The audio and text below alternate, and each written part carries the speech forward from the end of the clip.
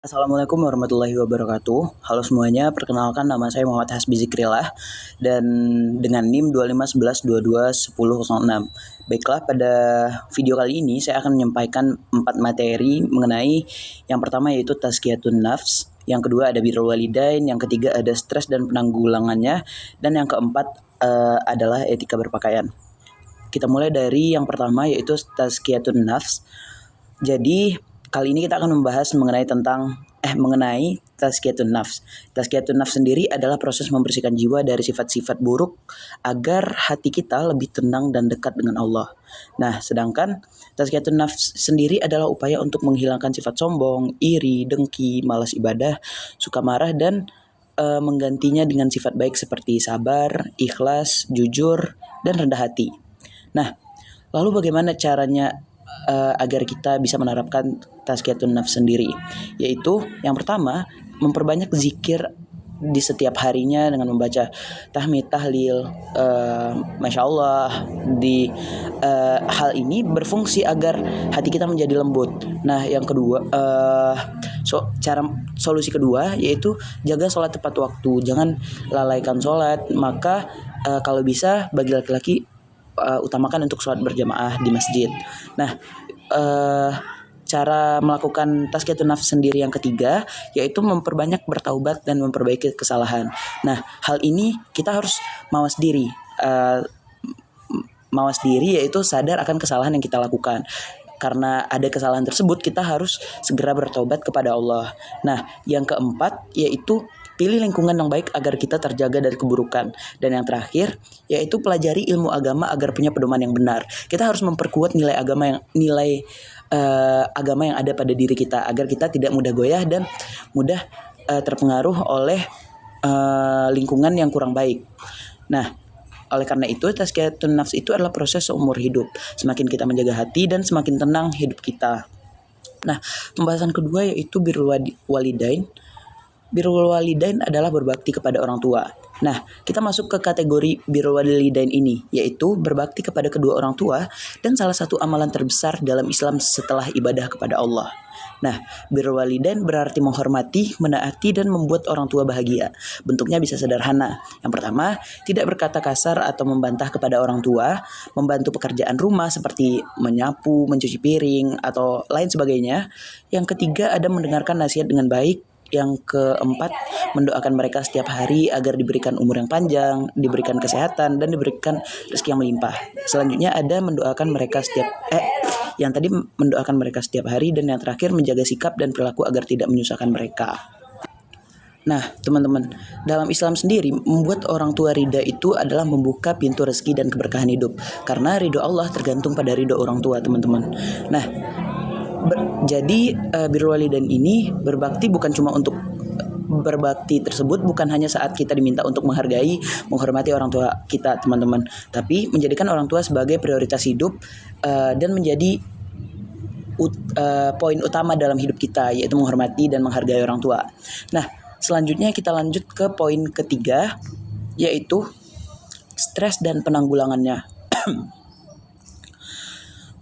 Hari ini kita akan lanjut ke pembahasan selanjutnya yaitu stres dan penanggulangan. Stres itu sebenarnya wajar, teman-teman, karena kita kelelahan atau udah terlalu muak dengan hal-hal yang tidak bisa kita terima, dan ini juga dialami oleh semua orang, bukan satu atau dua orang saja, tapi pasti semua orang pernah mengalami keadaan stres tersebut.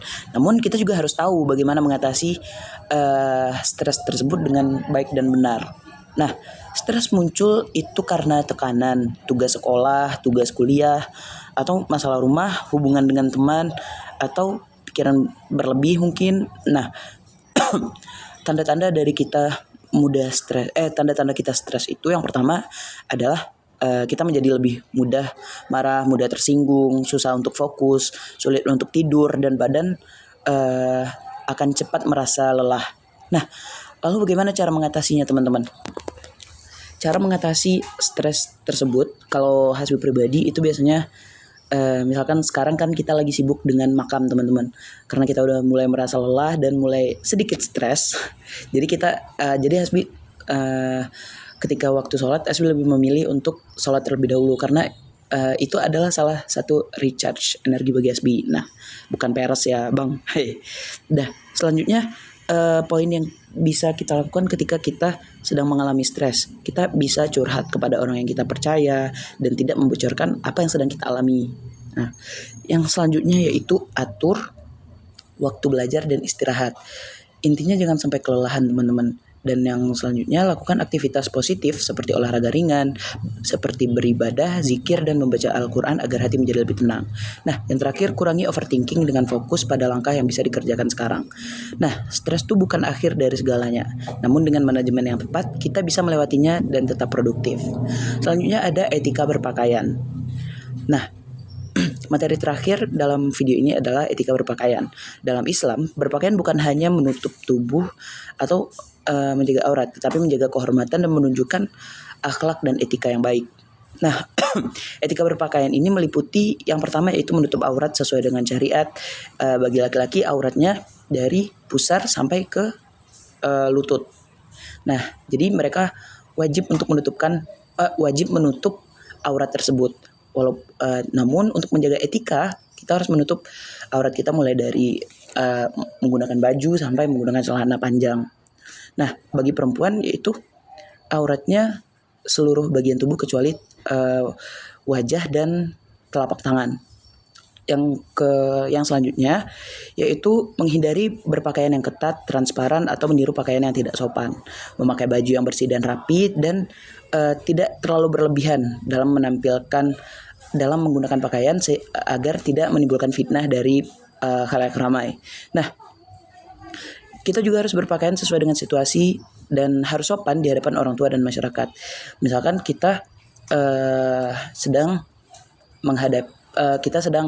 dilanda musibah dan ada yang meninggal, kita seharusnya menggunakan pakaian yang cocok, bukan menggunakan baju batik atau hal-hal yang lain yang membuat itu terlihat seperti kita tidak punya etika dalam berpakaian. Nah, tujuannya adalah menjaga diri dan menghormati orang yang melihat kita. Nah, pakaian itu adalah cerminan diri. Dengan berpakaian sopan dan sesuai syariat, kita mampu menjaga kehormatan dan menunjukkan identitas sebagai muslim. Sekian materi yang dapat saya sampaikan. Terima kasih. Assalamualaikum warahmatullahi wabarakatuh.